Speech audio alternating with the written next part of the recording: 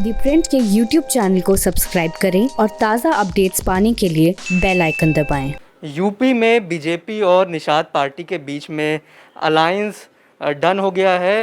हालांकि ये अलायंस पहले भी था, लेकिन 2022 में निषाद पार्टी बीजेपी के साथ जाएगी या नहीं जाएगी, इस पर अब मोहर लग गई है। बीजेपी के नेताओं ने आज निषाद पार्टी के चीफ संजय निषाद के साथ प्रेस कॉन्फ्रेंस कर इस अलायंस को अब डन कर दिया। हमारे साथ बात करने के लिए खुद संजय निषाद हैं हमारे साथ। ये बताइए कि अब अलायंस तो अब आपका डन हो गया है, जिसको लेके तमाम कयास लगाए जा रहे थे। बीच में एक ऐसा दौर भी आया था कि लग रहा था कि शायद अलायंस ना हो, लेकिन डन हो गया है। तो किन शर्तों पे या किन मुद्दों पर डन हुआ है? देखिए, जो हमारे मुद्दे हैं वो भारतीय जनता पार्टी की जो है वो एजेंडे हैं।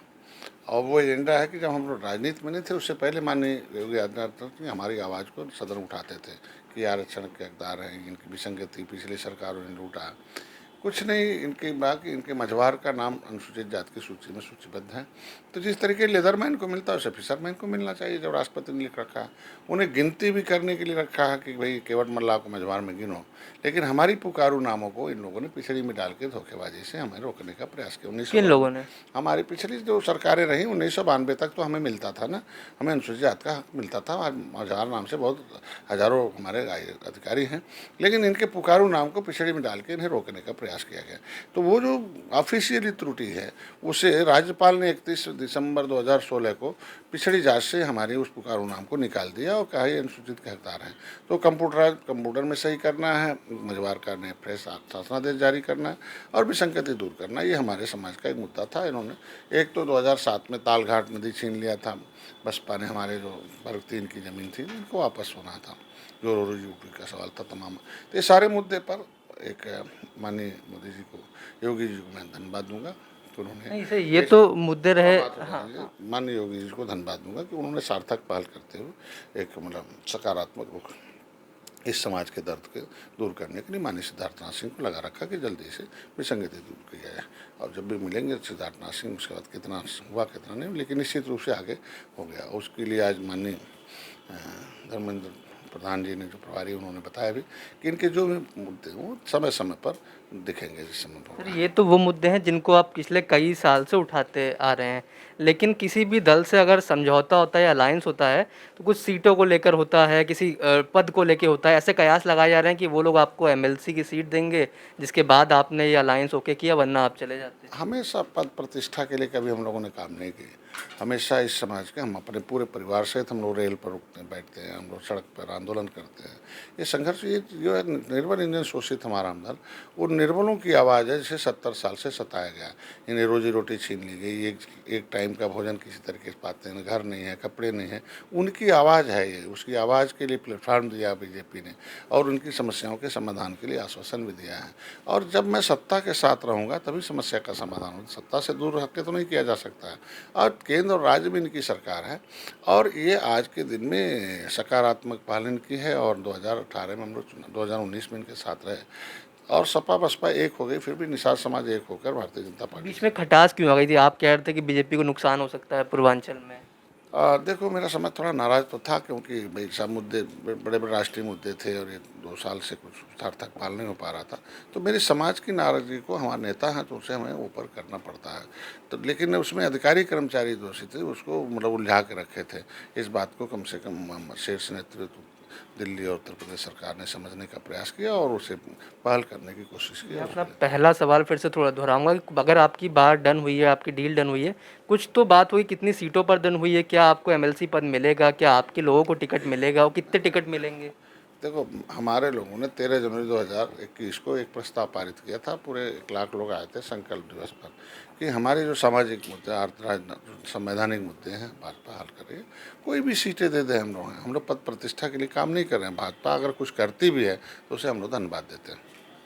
नहीं, मैंने इसलिए पूछा कि तैयारी आप लोग कर रहे हैं, पूरे प्रदेश भर में आपका संगठन बन रहा है, लगातार आप रैली कर रहे हैं, तो कितनी सीटों पर प्रदेश भर में आपने संगठन अब तक बना लिया है और कितनी सीटों पे आप लड़ने की तैयारी कर रहे हैं? एक बार में हम लोग 826 ब्लॉकों में एक बार ज्ञापन देते हैं, 75 जिलों में देते हैं, 403 विधानसभाओं में देते हैं और लगभग पूरे प्रदेश के हर विधानसभा में 15-20 हज़ार वोट मेरा। लेकिन 160 सीटें जो 25 से 50 हज़ार के आसपास, 70 160 सीटों पर विशेष फोकस। हाँ, एक 70 सीट तो बहुत महत्वपूर्ण है। हम लोगों को जीत के, जैसे 70 साल से लिखा तो है संविधान में, लेकिन हम लोग शासन में न जाने, सत्ता में न रहने की वजह से कुछ लागू नहीं हो पा रहा। तो हम लोगों को सीट की नहीं, जीत की आवश्यकता है, और जितनी भी सीटें मिलेंगी वो जीतेंगे। हम लोग 403 में जितना भी भारतीय जनता पार्टी लक्ष्य निर्धारित की है उसे जिताने के लिए, और जो सम्मानजनक सीटें देगी वो उससे तय हो गया, समय आने पर वो घोषणा हो जाएगा। हर व्यक्ति पूर्वांचल की सीटों पे अलग अलग दावा करता है कि उसका इतने सीटों पर मजबूत पकड़ है। आपकी निषाद वोटर्स के बीच में कितनी सीटों पर निषाद वोटरों का वहाँ पे इन्फ्लुएंस है? आप अपने दावा कितना मजबूत, कितनी सीटों पर मानते हैं? मैंने बताया ना कि हम 826 ब्लॉकों में हमारे संगठन है, वर्कर हैं, तो इसके मतलब हर एक विधानसभा में हम उन्हें वोट। कुछ ऐसे जिले इन पे विशेष आपका प्रभाव हो? निश्चित रूप से जहाँ हमारे कुछ नदियों किनारे हैं, जो हमारे बेतवा हैं, हमारे गंगा है, जमुना है, घाघरा है, रोहिणी है, राप्ती है, ये सब बहुत प्रमुख नदियां हैं। इनके किनारे जितने भी जिले जाते हैं उसमें बहुत ज़्यादा निशान है। इलाहाबाद, बनारस, निश्चित रूप से ये सारे जो इतने ज़िले हैं, जितने भी ज़िलों से नदियाँ बहती हैं, उन नदियों के किनारे इनकी दशा बहुत ख़राब है, और पिछली सरकारों ने दशा दुर्दशा इनकी बहुत ख़राब रखा है। देश को आज़ाद कराने वाले परिवार हैं, उजड़े हैं, लेकिन किसी ने इनको सुना नहीं और सबने इनका वोट लेके चला। कितना प्रतिशत निषाद वोट है आपकी नज़र में? लगभग 18% है। केवट मल्ला, बिंद कश्यप, कांवर, दिनवर, रैकवार, बाथम, सुरैया, खुलवट चाहिए, पुकारू नाम है, ये सभी लोग निषाद राज के वंशज हैं, सभी लोग एक हैं, और संविधान बनाने में इनका रोल था, देश को आज़ाद कराने में रोल है। और मझवार, गौड़, तुरैया, खरवार, बेलदार, खरोट और ये 7 नामों से ये अनुसूचित जाति की सूची में सूचीबद्ध है। आखिरी 2 सवालों से पूछना चाहूँगा कि आपको सपा बसपा ने भी कोशिश की होगी कि आप उनकी तरफ आएँ, तो आप उन सपा के साथ या बसपा के साथ क्यों नहीं गए? क्योंकि हमारे समाज के लोगों ने उनको देख रखा पहले से, और देख कर सभी लोगों ने, बसपा ने हमारे तालघाट में हमारी रोजी रोटी छीना, आरक्षण पर रोक लगाई, कांग्रेस ने हमारी फाइल को गायब करी, समाजवादी पार्टी यहाँ कहती कुछ और है, सुप्रीम कोर्ट में हमें एफिडेविट कुछ और देती है, यहाँ कहती है हम अनुसूचित में शामिल करेंगे, और वहाँ दिल्ली में एक देती है कि नहीं, ये 17 जाति अनुसूचित जाति का हकदार नहीं है। तो कथनी करने में अंतर है ना, सारे लोगों सबको देख लिया। भारतीय जनता पार्टी जो कहती जरूर करती है, राम मंदिर है, धारा 370 है, उन्होंने तो पक्का हम लोगों का काम करेंगे। राम मंदिर और धारा 370 इन सब जो चीज़ें हुई उनसे आप सेटिस्फाई हैं? निश्चित रूप से सर्टिफाइड है, क्योंकि ये राष्ट्रीय मुद्दा था। और यूपी के आखिरी सवाल है, यूपी के वो हाइपर लोकल मुद्दे क्या हैं जिन पर ये चुनाव होने वाला है, और कितनी सीटें आपको लगता है कि बीजेपी आपके अलायंस में आने के बाद पा सकती है? सबका साथ सबका विकास। मोदी जी ने बिना भेदभाव के सबको जो भी देना था वो दिया, चाहे किसान। मोदी जी का नारा होगा सर? निश्चित रूप से नहीं, मोदी जी, अब हम तो अभी सरकार में आएंगे तो फिर हम लोग एजेंडे हम लोगों के हैं कि भाई नौजवानों को रोजगार मिलना चाहिए, किसानों को सम्मान मिलना चाहिए, जो मिल रहा है मिलना चाहिए, आगे जो भी दिक्कतें हैं उसे हल होना चाहिए किसी भी तरीके से, गरीबों की गरीबी दूर हो। आज के दिन में जो भी भारतीय जनता पार्टी कर रही है वो बिना भेदभाव के कर रही है, आगे भी करेगी। मैंने सवाल इसलिए पूछा क्योंकि गोरखपुर में भी उपचुनाव में आप लोग सीट जीतते हो, वहाँ मुख्यमंत्री जी का वो गढ़ रहा है, तो योगी जी से कैसे संबंध है? और योगी जी एक मुख्यमंत्री के तौर पर योगी जी के 4.5 साल के कार्यकाल को किस तरह से देखते हैं? अच्छे हैं, और हमारे क्षेत्र के मुख्यमंत्री हैं, और फिर मोदी जी और योगी के नेतृत्व में उत्तर प्रदेश की सरकार बनेगी।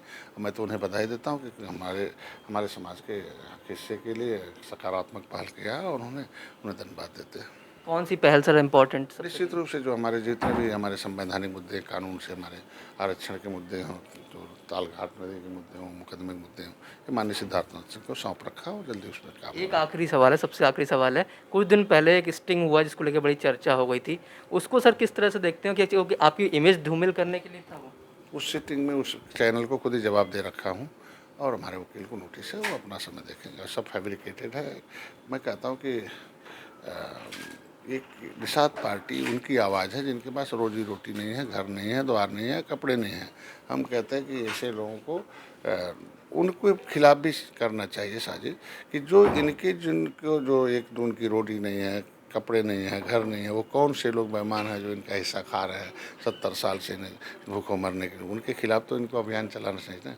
और ये हम लोगों का मामला वो सब फैब्रिकेटेड है। ये तो संजय निषाद जिनका साफ कहना था कि वो बीजेपी के साथ अब अलायंस डन हो गया है, और उनका ये भी पूरा भरोसा है कि बीजेपी जैसा करती है, जैसा कहती है वैसा करती है। दूसरी पार्टियों ने भी इनको अप्रोच किया, बट लेकिन ये वहाँ पर नहीं गए, क्योंकि इनको भरोसा है कि 2022 में इनके मिल जाने के बाद अब बीजेपी की सरकार बनेगी। द प्रिंट के लिए प्रशांत श्रीवास्तव।